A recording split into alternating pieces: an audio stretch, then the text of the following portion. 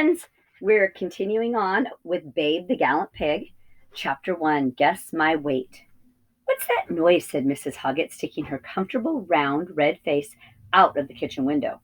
Listen, there it is again. Do you hear it? What a racket! What a row! Anybody'd think someone was being murdered. Oh, dearie me, what is it? Just listen to it, will you?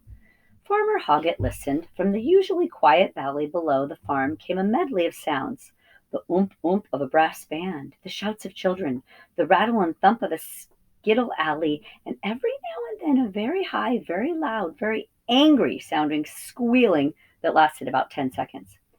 Farmer Hoggett pulled out an old pocket watch as big and round as a saucer and looked at it. Fair starts at 2, he said. It started. I know that, said Mrs. Hoggett, because I'm late now with all these cakes and jams and pickles and preserves, as is meant to be on the produce stall this very minute. And who's going to take them down there, I'd like to know? Why, you are. But after you does, what's that noise? The squealing sounded again. That noise. Mrs. Hoggett nodded a great many times. Everything she did was done at great length, whether it was speaking or simply nodding her head. Farmer Hoggett, on the other hand, never wasted his energy or his words. Pig, he said. Mrs. Hoggett nodded a lot more. I thought 'twas a pig. I said to myself, that's a pig. Only nobody round here does keep pigs. It's sheep for miles around. What's a pig doing?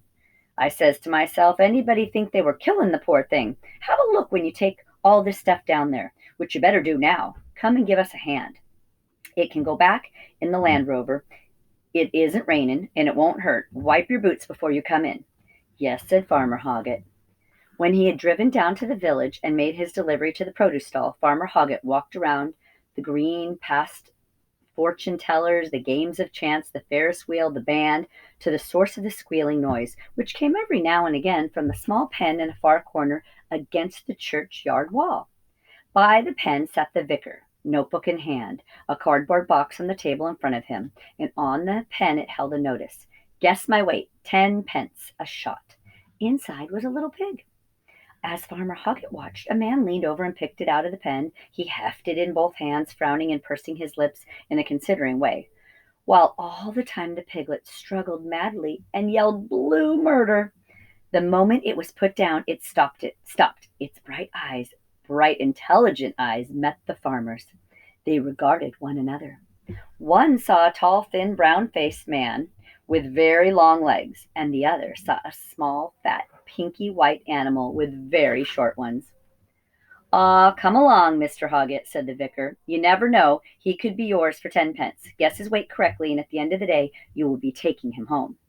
Don't keep pig, said Farmer Hoggett. He stretched out a long arm and scratched its back gently. He picked it up and held it before his face. It stayed quite still and made no sounds. That's funny, said the vicar. Every time so far that anyone has picked him up, he's screamed his head off. He seems to like you. You will have to take a guess.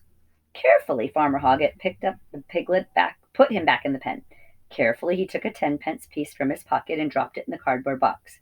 Carefully, he ran one finger down the list of guesses already in the notebook. Quite a variation, said the vicar. Anything from 20 pounds to 40 so far. He wrote down Mr. Hoggett and waited, pencil poised. Once again, slowly, thoughtfully, the farmer picked the piglet up. Once again, it remained still and silent. 31 pounds, said Farmer Hoggett. He put the little pig down again. And a quarter, he said. 31 1/4 pounds. Thank you, Mr. Hoggett. We shall be weighing the little chap at about 4:30. Be gone by then. Ah, well, we can always telephone you if you should be lucky enough to win him. Never win nothing. As he walked back across the green, the sound of the pig's yelling rang out as someone else took a guess.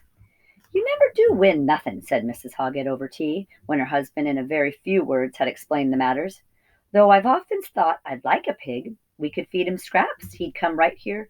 He'd come right for Christmas time. Just think, 2 nice hams, 2 sides of bacon, pork chops, kidneys, livers, chitterings, trotters, and save his blood for the black pudding. There's the phone. Farmer Hoggett picked it up. Oh, he said. Chapter 2.